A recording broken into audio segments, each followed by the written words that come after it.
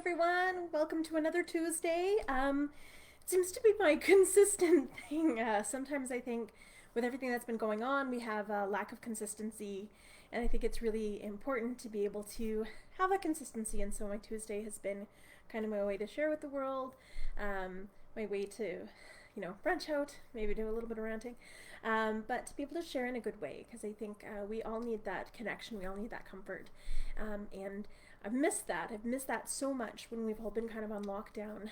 And so, of course, I would like to start in a good way by acknowledging the land upon which we stand. So, I'm actually Cree, Anishinaabe, and Métis. I'm actually from Muskeg Lake Cree Nation in Saskatchewan, which is in Treaty 6 territory. Even though we've never lived full time on reserve, we always go back.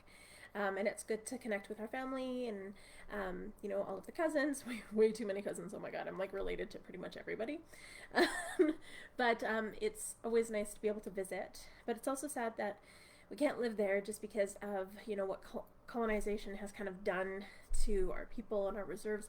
We weren't meant to stay in one place. We were meant to flow. But there are these invisible borders over everything. And I think that needs to be held into account. So when we acknowledge the land, we do the land acknowledgement. We're acknowledging these different treaties and these different territories that were more about acknowledging the relationship to the land and the people who protected the land. And it's so important that we recognize that. And so when we acknowledge the land, I acknowledge Treaty 7 because I live here in Mohkinstsis in Calgary. Mohkinstsis literally means elbow. It's where the Bow River and the Elbow River come together. It's where the two rivers would combine, and it's a way to just bring people together. So when rivers collide, it's this energy coming together. It's this beautiful energy. This is why Fort Calgary was built the way where it was. It was because they knew there was something very special about being at that confluence of rivers. They knew that it brought people together. Rivers always bring people together. Water always brings people together because it's community. Water connects community. We all need water to survive, and so it was our way to just bring everyone together in a meaningful way. It was where we would come to trade. It was where we would come to share in ceremony, where we would come to, nobody wants to marry their cousins, so we would go to powwows to meet people. And so it was really important to be able to build community in a meaningful way. And so when we acknowledge the land, we're acknowledging that history that has brought us all together here on this land. We acknowledge the families that have been there for thousands upon thousands of generations. We acknowledge, all of their stories that are seeped into this land. And it's staggering exactly how far back those stories go. For many generations, there's been ceremonies that have been passed down from family to family or from society to society. And when we acknowledge the land, that's what we're acknowledging. We're acknowledging that history of, passing the torch down from person to person, from family to family, from nation to nation. And so it's so important that we acknowledge that. It also acknowledges our relationship with the land. We have a very deep and honored relationship with the land, even if we're far removed from it. Because when we're out in the land, there's something that just happens to us. We feel more connected. We feel more in touch with not only the land itself, but who we are. And that's part of that recognition.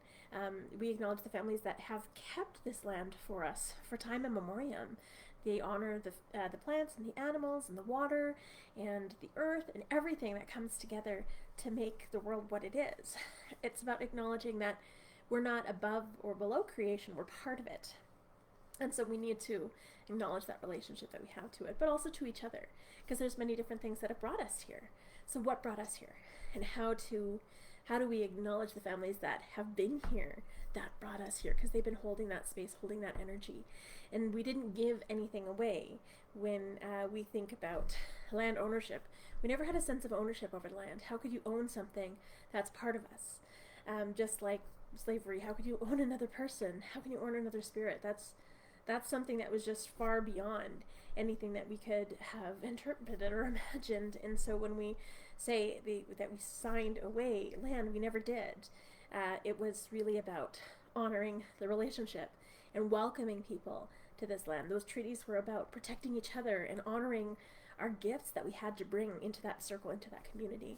And I'm hoping that the more we learn about those traditions and those teachings, and the more that we learn about each other and the land, then the healthier our relationships will go, and they will grow, but they will also be honored in the true spirit of the treaty, which was about relationships. It was about bringing people together, about respecting each other's opinions and what we bring to the table, and how we can learn from each other and how we can grow together.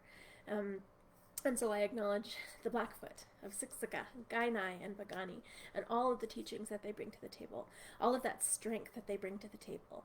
The Blackfoot are such a strong people. I know so many Blackfoot women that are just, they're forces to be reckoned with, and I love each and every one of them for all that they share and for all that they do and for all that they instill in our community. It's such a blessing to have them and appreciate that strength that they have brought here, that they have left here, and that they hold here. And so I acknowledge that.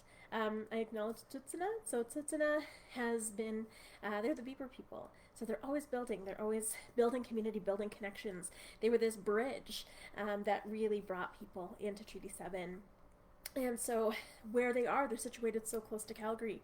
So it's very easy to almost lose things when you're that close to a city center, but they haven't. They've maintained such amazing stories, an amazing connection to the land, and such dignity. And it's so incredibly important that we all continue to honor those teachings and those stories, and of course, our languages. We honor the Stoney Nakoda of Morley, which includes Chiniki, Bearspot, and Wesley First Nations. They're our gateway to the north, or to the west as well. So the gateway to the mountains. It's almost like they were leading us there. They were holding that space. Whenever something is happening with the mountains, when there's a flood coming, they're usually the first to get it. They're usually the first to know. So they were always kind of the harbingers and letting us know like something's going on. And that continues to happen today. There's so many teachings that the Stoney share with us about the time that we're in. And the more we listen, the more we understand deeply about what's happening in our world, about what's happening within ourselves, and what's happening in the community all around us. And so when we acknowledge the land, that's what we acknowledge, all of these teachings that have been in this land for so long, and exactly what they have to share with us, and how we can live in a better way by acknowledging the families that have been here for thousands of generations. It's not like thousands of generations they haven't been doing anything. They have been living on this land, and they know how it works. And so it's a beautiful gift to be able to acknowledge that. We also acknowledge Métis Region 3. Métis is it's movement. So it was a way of coming together.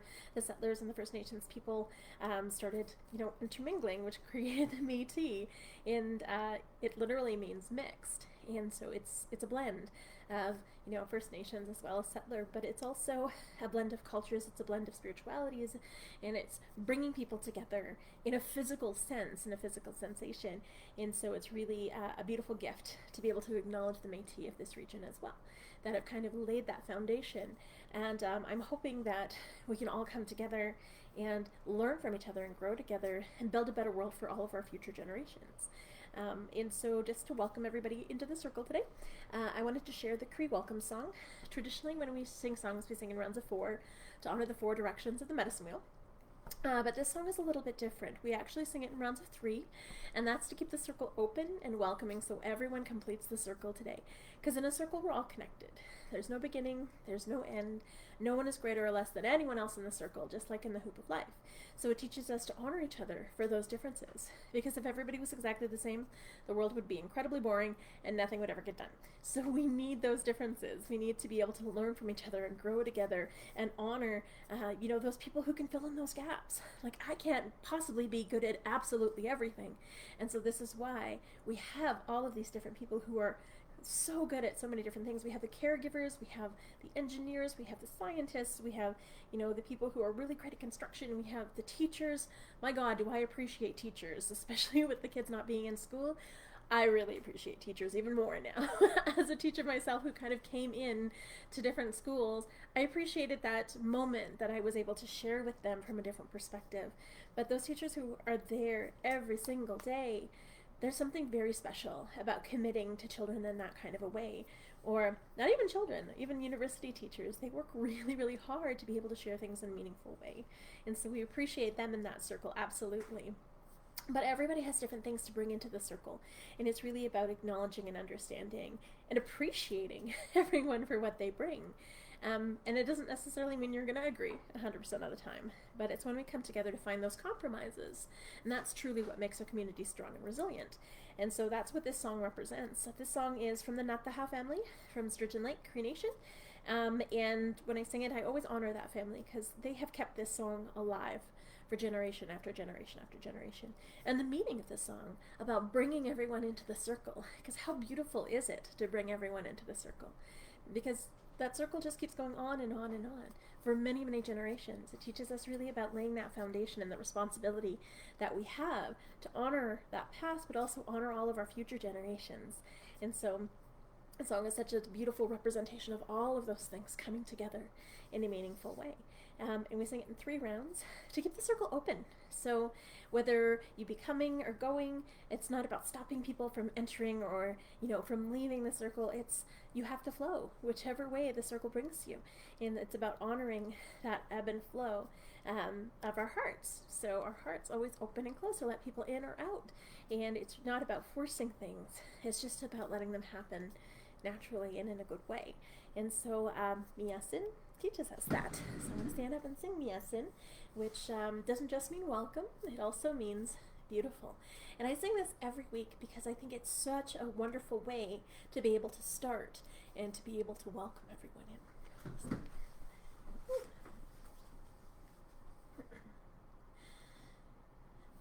Miyasin, Miyasin,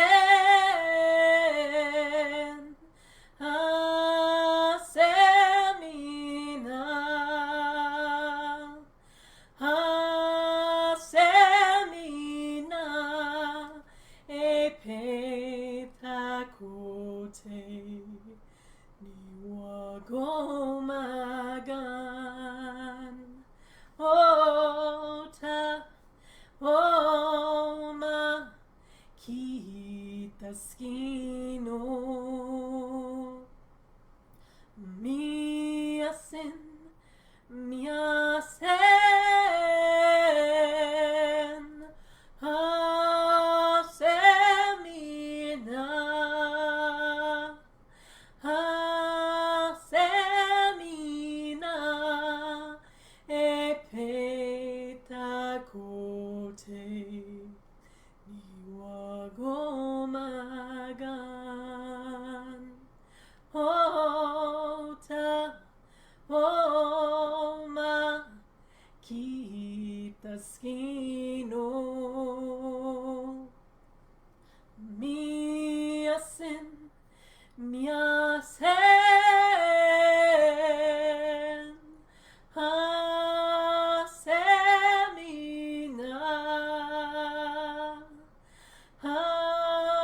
Asemina, Epetakote, Niwagomagan, Ota, Oma, Kitaskino.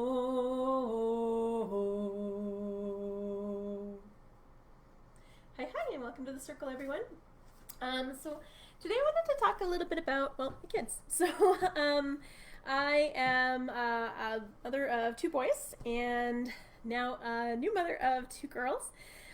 So my boys are both on the spectrum, which is just a different way of looking at the world. When people think autism is a disability, it's not. It's just a different way of interpreting what you see around you. My eldest son, he's wonderful. Like, they're both really, really high functioning, and they have really thrived for the most part. My little guy has been struggling a little bit more, so he's been in a few different programs for ASD, and now without that consistency of school, it has definitely been a challenge these last few months without that program that he had in place before. With his ASD cluster program, they had regular meetups, which they have been maintaining, which has been wonderful, but they also had that support at school, and I just found out today that they're not going to have that for my son. They're not going to have a consistent bus route for my son. So the school that he goes to, it's 45 minutes by bus every morning and every evening, which isn't as bad as some of the other schools that he's gone to. So some schools it's like an hour and a half by by school bus. So it's a consistent driver, it's a consistent schedule, which is really important with autism. But now the school and the school board expects him to take a city bus. And to get to his school by a city bus, it will take about 2 hours every day to get there and 2 hours every day to get back, which is it's a lot. So with autism, it's really difficult anyway to be in a space that's moving, that you're unfamiliar with, that there might be an excessive amount of sound or light or overstimulation, and it's difficult. It's really, really difficult for them to adjust, and it's really unfair for the government to prioritize money over these children's experiences. Many of these children are going to fall through the cracks because it's too overwhelming to even get to school. They just might not go at all. And I know that that's kind of what happened with my brother. Is he finally did graduate, but it was really, really difficult for him just even to go to school. And I think it's really important that we look at what our priorities are. If we have people who are making these decisions who are getting paid far more than the operation budget of the school, then maybe you should look at stepping down and, letting that money go to where it really needs to be, which is towards these children. I'm just saying, because the kids they're what matters. Our kids are what matters. And, it might not seem like anything saving the money over the next few years, but, 4, 5, 6 years down the road, these kids are going to be adults, and they're not going to have the coping mechanisms and the support to be able to function in our society in a meaningful way. We're going to have higher crime rates because of the lack of education. And I think it's really important that we see what happens in the future. Not what happens with budgets, within the next 3 years, but what happens within the next, 10, 15, 20, 25. What happens in the next generation for those children who are going to be adults and are going to be having children of their own. And I get a little upset just because I know that I fell through the cracks. And had it not been for my spirituality, which really brought me to where I'm at now, and the music, which brought me to where I'm at now, but also my child. So I had my son Cloud when I was 18, and he changed my life. He really gave me direction. He gave me focus, because I certainly wasn't getting that in school. I ended up dropping out of school at 16. But when I had my son, I was like, I gotta get my good enough diploma, because I wanted him to know that his mom was a high school graduate. Sorry, GED, General Equivalency Diploma. I call it good enough diploma because it was good enough. But I think we need to look at what are some of the strategies for those children. And we're building all these huge state-of-the-art schools, but if we don't have those teachers to provide for them, well, then they kind of just aren't really doing their job. So, yeah, sorry, I get really emotional, because when you have kids, you do get really emotional. You need that support. And especially if you have a child with special needs, it's already difficult enough for parents with special need children, but then I'm a single mom and I'm Indigenous, so it's like all of these things stacked up. It really has been a challenge, but sometimes when you face those challenges head on, that's when good things happen. It's what makes you stronger. So I know I'm only as strong as whatever creator throws at me. I'm strong enough to handle it, and I'm just worried about other people as well as my kids. But that being said, I'm going to share a song, because sharing songs is really where that healing aspect comes in.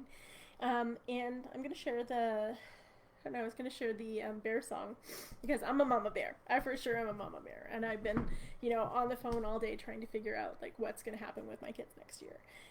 And the bear song it's a beautiful song. It was my son's favorite song for the longest time when he was little. So whenever he would hear it coming or playing, he would come and running, "This is my favorite song," which was really useful because if I lost him in the middle of anywhere, like especially the rallies and marches and things like that, as soon as I played that song, I knew he would come running, so it was the best way to find him when he was younger. Now his favorite song is the Raven song, but so the bear is pretty amazing because he's one of our oldest, or she is one of our oldest teachers. The bear always knew that everything happened for a reason and everything was in balance. So the bear always knows how to keep the community in balance. The bear always knows that it can only be the bear, right? It can't be a bird, that would be awkward. It can't be a fish because hilarious, but also awkward. But it can only be the best bear it can be. So it teaches us that we have to be the best us that we can be to provide for our community in a meaningful way. The bear knows that he can only take what he needs. If he takes more than his share, he'll probably have a lot of napping time, which would leave him vulnerable for hunters. But if he takes more than his share, he's taking from someone else. And so he teaches us about moderation, but only taking what we need and always leaving something for those other people down the road, or for those other animals down the road. The bear also teaches us about, honoring the gifts that are all around us, but listening, being mindful, paying attention to what's happening in the environment around us. So the bear, it's kind of like that warning bell with what's going on in the world around us. So out west with the pine beetles, the bears actually have been chewing and clawing and ripping the pods of pine beetles off the trees, trying to slow their progress, and eating them. And they're eating so many, in fact, that some bears are actually being found with sores inside their mouths because these beetles are vicious, awful things. But they're warning us. The bears are like, these beetles are a problem. Get rid of them. There's only so many bears, and there's a lot more of the beetles. So it's really important to be able to, honor the bear's teaching and pay attention and take care of things the way the bear tells us to take care of them. The bear would also teach us how to not eat something. So out in BC a couple of years ago, there was a res that was right next to like this huge resort, so everybody would go there to go fishing, best fishing ever. And one year, the bear stopped eating the fish, and the people who lived there, the First Nations people, were like, "Whoa, the bears aren't eating the fish. Don't touch the fish. Don't eat the fish." And all of the people who were there, like being tourists, were like, "I'm sure it's fine. The fish here are awesome. It's great. We come back every year." And the First Nations people are like, no, there's a problem. The bears aren't eating the fish. So the First Nations people didn't eat the fish because the bears stopped eating the fish. But no one else really listened or got the memo. And so everybody started getting really, really sick. And when the scientists came in to test, because they thought maybe it was the water that was an issue, but they actually found that there was a microorganism in the fish that was making everybody sick. So the bear knew it. They didn't eat the fish. The First Nations people who watched the bear knew it. They didn't eat the fish. And nobody else got the memo and had a pretty miserable summer. So it's amazing how the bear will warn us and tell us of these things that are going on. Even here in Banff National Park, about 9 years ago now, it's been about 9 years, there were a whole bunch of hungry wolves that were just dropped off from our lovely American friends thinking, Banff is huge, there's lots of food to go around, I'm sure these wolves will be fine. And the wolves started taking a literal bite out of the population of the deer and the elk and the moose and the bighorn sheep, and some of the smaller animals as well. And the bear saw that they were causing a problem, and the bear knew that they had to do something. And so instead of eating those game animals like the bear normally would, they actually started to eat the wolves, because they knew by eating the wolves, not only would they sustain themselves, but they would protect those other animals for the seasons to come. And so the bear teaches us in our own lives, sometimes we have to make hard decisions that might not exactly be comfortable to be able to protect our community for future generations. Whether it be cleaning up messes that aren't ours, or whether it be, taking a step back and eating a little bit less so people can have more. I think it's really about balance and moderation, so we can learn so much from the bear and what it does, and how it just changes its actions to benefit the community in a meaningful way. And so the bear also will always let us know how the seasons are going to be. So if the bear is really, really fat, super cold winter. If the bear not so fat, winter won't be so bad. So a couple of years ago when I was hiking in Kananaskis in the fall, I saw a bear, and fattest bear I have ever seen, hands down, in Kananaskis. And I was with my friend, and I was like, I bet you it's going to be a cold winter.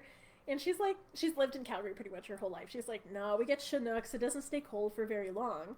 But it was the coldest consistent winter that we've ever had. It stayed cold for long, long, long periods of time, and we didn't get near as many Chinooks as we normally would. So the bear knew it, and I totally won the bet. And so when we sing this song, we honor that. We honor that spirit of community. We honor that spirit of connection. We honor the teachings that the bear leaves for us. And how important it is to listen to the land, to listen to the bear, because the bear can hear the land. The bear can hear what's going on and knows how to plan ahead. I think that's really what we need to do, is we need to look at those future generations, not just tomorrow or next year or the year after that, but those future generations that will be impacted by the decisions that we make today, because that's what the bear teaches us. So this is the Anishinaabe bear song. I learned it from a few different sources, actually. Carrie Moore was one of my elders. Sharon Pruturner had shared it with me. Oh my gosh, my Mosham. There was a couple elders in my reserve that carried it as well, and I cannot for the life of me remember their names. I have to go back. We've lost a lot of really good elders that have shared really amazing teachings about this song. So I honor them and all of the people that I've passed on my journey that have helped me to share this song in a meaningful way. So this is the Anishinaabe bear song. I will grab my drum. Ooh.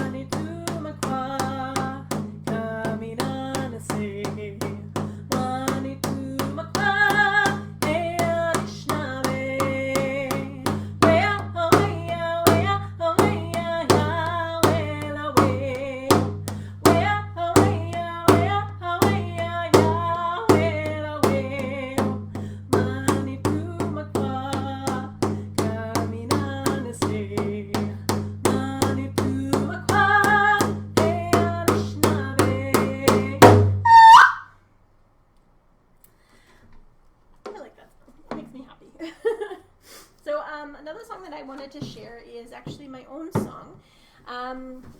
It is, to me, it's the birds. So whenever I hear it, or when it came through me, I was listening to the birds. I was listening to the birds talk to each other and warn each other, and being like, "There's a cat in the neighborhood," but also be so joyful with the way that they communicate. So if you've ever heard the birds singing together in the morning, or especially at the end of the day when they talk about their days, they talk about what's been going on, they have this way of sharing in such a beautiful way, and it's just these wonderful songs, these wonderful stories, and it reminds us that we have that community voice that we need to share with other people. We're just like the birds, where we need to debrief at the end of the day. It's really lovely that I have a house full of, myself and 4 other people, because I have my eldest son, Cloud, I've got my little guy, Lyndon, and then now I've got the 2 girls, Ariel and Chloe, and so we're always this hubbub of, talking and hugs and this way of really communicating. And I think we need that, just like the birds need that. They need to talk to each other at the end of the day. And with my guide, so my guide is the blue jay. The blue jay is my guide, and I just love all of the teachings behind the blue jay, because the blue jay is the one that listens. She's the one that watches over everything. She does warning calls if there's something going on in the forest, so she's like, get out of there. But also she takes care of, if there's orphaned birds, blue jays will actually go and make sure that they're okay. or sometimes even bring her young over to their nest and be able to take care of all of them, which is really beautiful. They're kind of ninjas when it comes to the color of their wings, because everybody thinks they're blue, but they're not. They're actually brown, but there's this really fine little layer of well, it's like follicle, like little hairs almost that reflect the light, which make them look blue. So they seem flashy, but they're actually really down to earth. I'm hoping that's the teaching that I'm pulling away from that. But when I hear the blue jay, it just gives me that hope to really move forward, and it reminds me of the strength that we have. The blue jay can mimic pretty much any bird, but it's so that they can share what needs to be shared. And I think that's really, really important. And I think through music, that's truly how we're able to share with each other. You don't necessarily have to know the lyrics or the language, but there's something universal about, the rhythm of music or the tone of music or the stories behind it that it tells. This is why in First Nations culture we have a lot of vocables. Part of the reason that we have vocables, which is the hays and has and ways and hoes, is because for the longest time we weren't allowed to speak our languages, we weren't allowed to share our stories or our songs, and so we had to go underground. So vocables were the easiest way to maintain those stories and that rhythm and that tone and the melody of these songs. And in turn, you don't really need the lyrics themselves to know what a song is about. It just hits you in a certain way. With traditional songs or even with new songs, there's certain ones that you might not even know what the words are, but they get you. They just touch this part of your soul, this part of your core, and birds get that.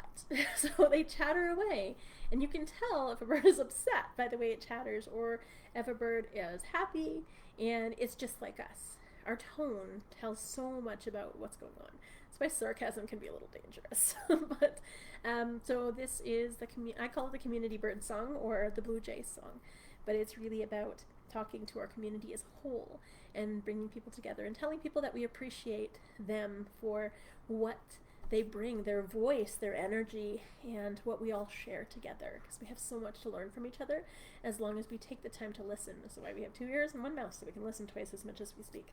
And so, again, this is the community bird song.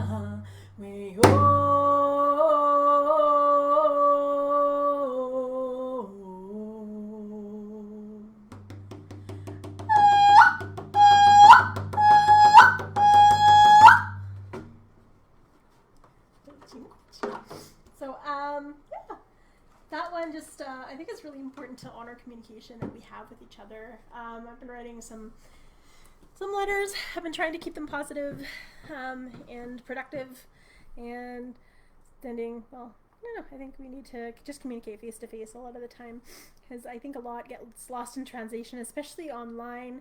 Sometimes we forget to really, talk to each other in a meaningful way. Face to face is the best way to talk to each other. We can really be disagreeing online and we're like, why are we arguing over something? I'm pretty sure we're talking about the same thing, but then you see each other in person and it just smooths over the entire situation. I think if we have a conflict online, we need to pull it offline and we need to actually talk to people face to face, human to human, and honor, each other's spirits. If we're having a fight, like smudge together. Oh, smudge together. We should probably smudge together. So again, this week I have sage. I'm looking forward to walking up Nose Hill and around Calgary to actually pick some buffalo sage soon. I'm going to have to wander up there just to see how the sage is growing. But there's also areas that the sage is definitely better to get, so we'll figure it out. But I'm looking forward to picking a lot of sage this year. I always say I'm going to pick enough, and I never do. I always run out of sage, so I think it's really important to pick more than what you think you need, and then also a community batch. So this is something that you give to the community, you give back to the community. That was a really beautiful teaching that Carrie Moore actually shared.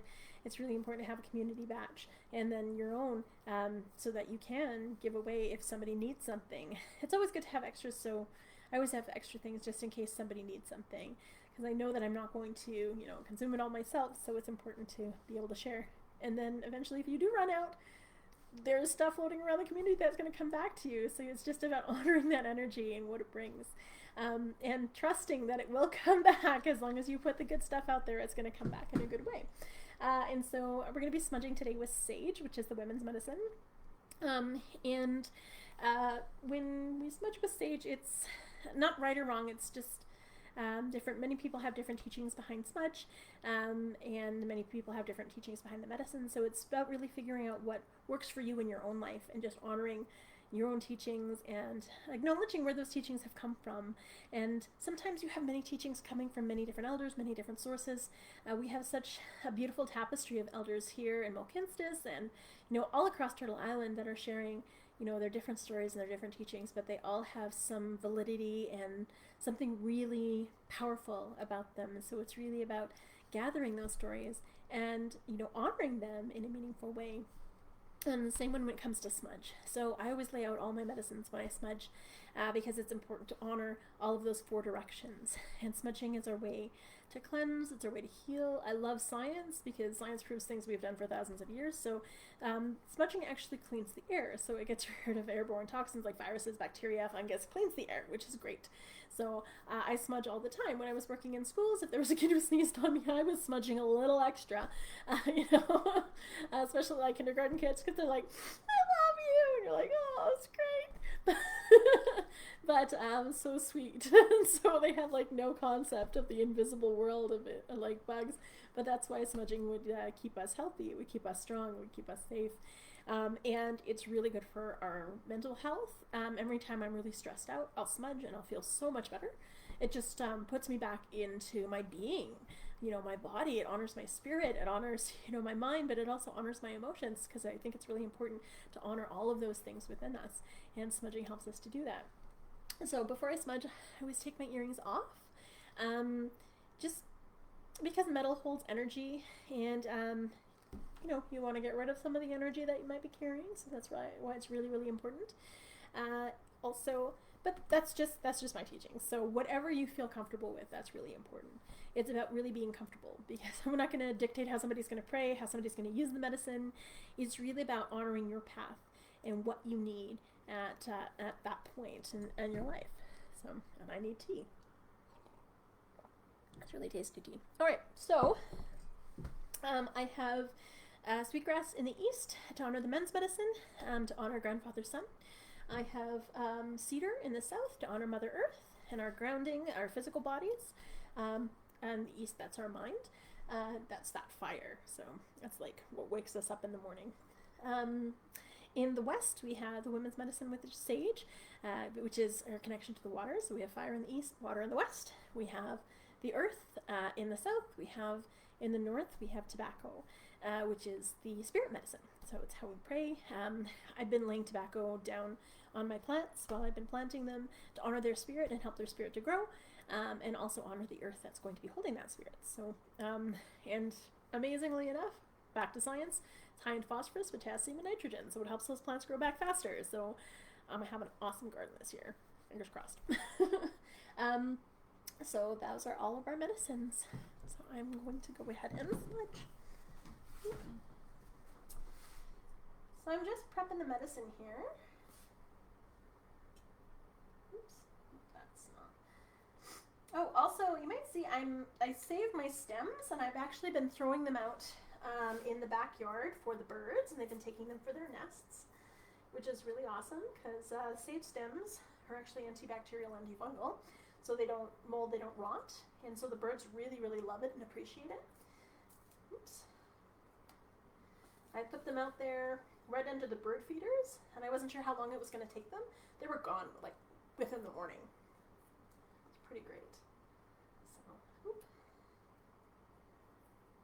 So prickly. And again, when you give somebody sage, there's no wrong way, right or way to do it. My teaching is always leave it on the stem, because then when you pull it off the stem, it actually holds your energy, it holds your intention, and you don't want to pray dictate how somebody's going to pray, or how somebody's going to use the medicine, or what they're going to pray for, or even if they're going to give it away and gift it to someone. So out of respect for them and what they're going to do with the medicine, I always leave it on the stem.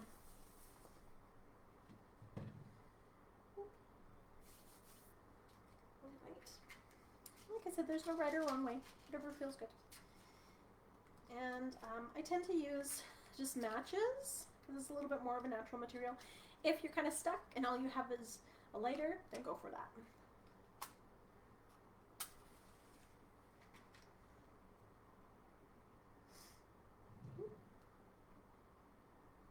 Alright, so I'm waiting for that. I'm going to fan it with my hand. Never blow on it, because your breath is your life and your life is precious. Don't waste it for anybody. Right. Smudge with it. First I clean my hands, so anything that I'm carrying I get rid of. Bring it over my body 4 times to honor the 4 directions in my body. And I smudge my mind so I can think clearly and learn from every person who crosses my path. Smudge my ears so I can be open to hear all of the messages Creator sends me, and also so I can listen twice as much as I speak. Smudge my eyes so I can see clearly, see all of the beauty that surrounds me, and I appreciate my vision as well. Smudge my nose so I can smell danger and cookies. I smudge my mouth so I can speak true and kind words that are helpful and benefit mankind. I smudge my throat so I can continue to give voice to the voiceless. But also I'm very thankful for my voice this lifetime. Smudge my lungs so I breathe good, clean air. Smudge my heart so I remember to be kind and compassionate and show unconditional love to all of those around me. And a little extra so that we can be gentle with ourselves. So it's really important to love yourself so you can love people fully and completely. Smudge my stomach so all the food that I eat this day will nourish my body. And smudge my womanhood because I'm very thankful to be a woman and a mother in this time. And I'm going to smudge my back and my shoulders so I can carry all of my responsibilities in a good way. Grace and humility. Smudge my hands, my arms, so I can continue to do the good work that Creator's put me here to do. Hands a little extra, just because I'm an artist, and I'm going to be doing a lot of drum making this week, so it's exciting. I smudge my legs, so I can continue to walk this red road in a good way. I smudge my feet, so I stay grounded and connected to Mother Earth, and I tread lightly upon her, honoring her with every step. And then if there's anywhere that you need a little extra love, so my back has been a little sore, my hips have been a little sore, so I'm going to smudge those a little bit extra. If there's somebody in your life that you want to send healing, that you want to send love to and appreciation to, you hold them in your heart and you just, send that love to them, send that appreciation to them. If there's somebody maybe you're having a disagreement with and you want that disagreement to go away, you can pray for them as well and pray for that situation to just dissolve. Also lay tobacco down for them. If you lay tobacco down for something or for someone, it's your prayers actually being like materialized into Mother Earth, so she hears you louder, and so Creator knows that you're gifting something in exchange for those prayers. As it's all about that cycle, right? You give, you don't just take and take and take, because then there'll be nothing left. You always have to give something to receive. Awesome. Again, a little extra on my hip. All right. So, that being said, I wanted to share the Mother song, which I learned from my friend Lacey, and she learned it from an elder. It's an Anishinaabe song. I know I've been feeling really a little powerless when it comes to things like the way that the government's making decisions for my children. So I think I'm not the only one in this boat. But this song is actually, it's been shared not only for, the mothers now, but for mothers throughout time, throughout history. So it's a mother calling out to her children, and they're calling back, but they're getting further and further and further away. And so it's representative of when our kids grow up and, they drift further and further and further away. And sometimes we want them to hear us. We want to know that they're okay. This happened consistently with the residential school, where the children were literally ripped from their families, from their parents, from their grandparents, and they drifted further and further and further away, and some of those kids never came home. Same with the 60s scoop. There was many kids that were just ripped away from their families and are looking for closure. They're looking for their families. They're looking for any records to connect to who they are. But it's so difficult.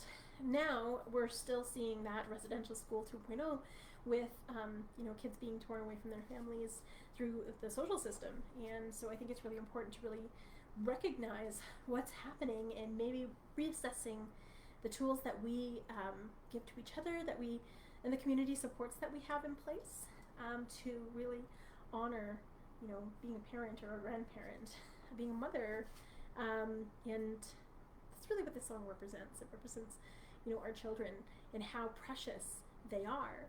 And if they go off and don't get that support, they eventually drift further and further and further away until at some points you just lose them completely. And so sometimes this song makes me cry because I think of that with my own children, and I am so blessed and humbled that I haven't had to have that experience with them. And I know that some of my cousins and some of my friends have not been so fortunate. And so I send my love and appreciation to them. I know that in our family, it's, of course, with the residential school, it's always been an issue. But I was able to break that cycle of abuse with my own children. And I'm praying for all of those mothers and those grandparents and those aunts and those people who, they end up supporting their family and really, but honoring their journey to honor their own healing as well as the healing of their whole family and their future generations. So this is the mother song. And it's that mother calling out, and you'll hear a child calling back until they drift further and further and further away.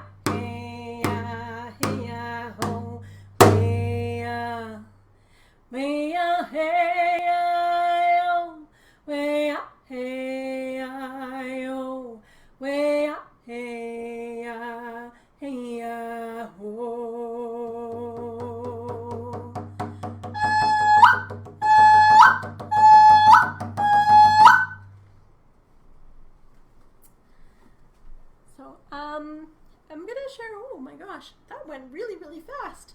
So I'm gonna share one last song. I was gonna share two, but I'm gonna share this one. This one's been in my head all week.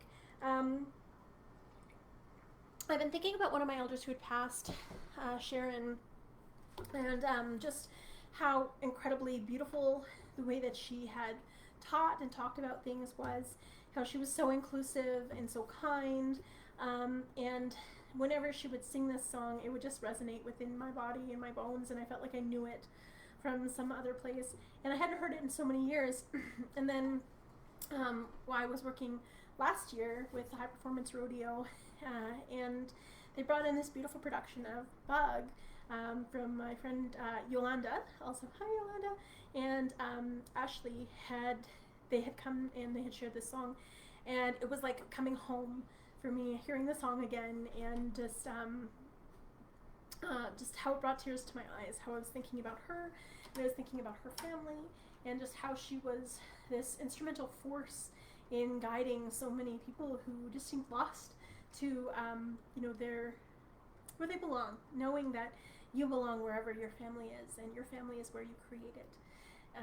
And it's such a beautiful gift to be able to share community and be able to share these songs and be able to still share these stories, and bring people to their traditional ways of knowing, their traditional teachings, maybe share the path that they need to find, but just bring healing and solace, which is I think what we need at this time. So in this song, it's a traveling song, so it's knowing that on your path you're taken care of. Your ancestors support you and they take care of you. You have your friends around you, your family around you, but even if they're not physically there, they're there with you.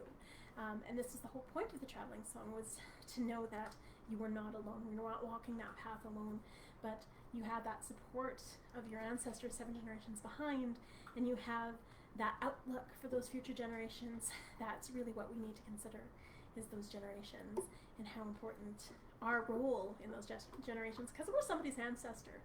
We just haven't thought that far ahead, I think, and we need to think of that to make decisions in a meaningful way. And so this is the traveling song. This is also my last song. So hi, thank you everyone for sharing with me this week. And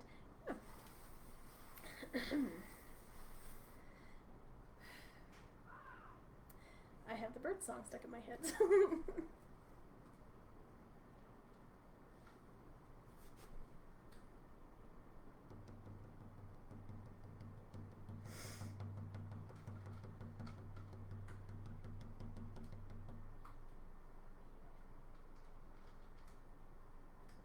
And I can't think of it, so I'm going to sing the Anishtabi Thunderbird song instead, because that's also a traveling song. And I'm sure the traveling song will come back to me. This is Get You My Peso, which is the Thunderbird song. Get you my peso, money to get you I know. Way ah hey ah hey ah yo. Way ah hey ah hey ah yo. Way high way oh. Get you my peso, money to get you I know. Way ah hey ah yo. Way ah hey ah yo. Way high way oh. Get you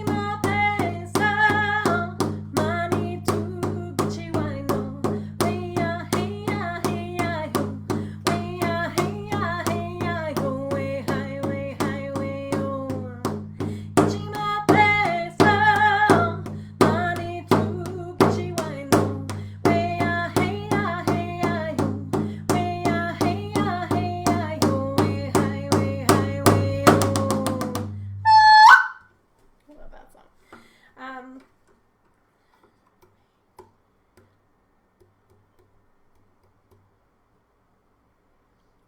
I cannot. I always think when there's a song that it's not ready to be shared, sometimes it just won't come out. And so it's not ready. It's not the time to share it yet. So I think that's really beautiful. But I will share the healing song before we leave, because there's a lot going on in the world right now, and I think we all need healing. We all need to come together as a community to heal together. Oftentimes when we see people who are lashing out in anger or in violence, it's because they have a lot of hurt within them. So it's about recognizing that hurt and recognizing that misinformation that's out there, and coming together to actually have those conversations and really honor and respect each other within that circle. I know it's sometimes easier said than done, but I think if we're consistent with our caring for each other and what we leave for our children, I think that's truly what's going to change things. So if you don't want to see racism in the world, really instill that in your children. Instill that there is no better or worse than. There's no classism. Just teach them how to change things, how to change the world. Teach them how to heal themselves on their journey, but also to help others to heal. But also to remember that only the people who choose to heal will heal. And sometimes that's important. That's an important lesson. That's a lesson I wish I would have known several X's ago. So, where you can't fix anyone. They have to be willing to take the information and fix themselves. You can't heal anyone. You can give them energy and you can put it out there, but they have to do it for themselves. And so with the healing song, it teaches us about honoring all of the ways that we need to heal. We have to heal mentally, physically, emotionally, and spiritually. We have to have that balance of healing to be a full person. And this is why we sing the healing song in 4 rounds. And so the 3rd round is actually considered the healing round. And so in that round, we actually stop drumming. And so in that silence, I invite you to pray for those things in your own lives that you need healing, what's going on around the world, to send that healing energy to them. But also really pray for those people and those things in your life that really need that support, need that healing. I know that we just really want to pray for the whole world right now, because everything is just going topsy-turvy, and it's really important to put that really positive energy out there, that love and that appreciation and that healing, and know that sometimes those aches and pains will lead to something beautiful. Just like giving birth, sometimes all of that pain will lead to something amazing.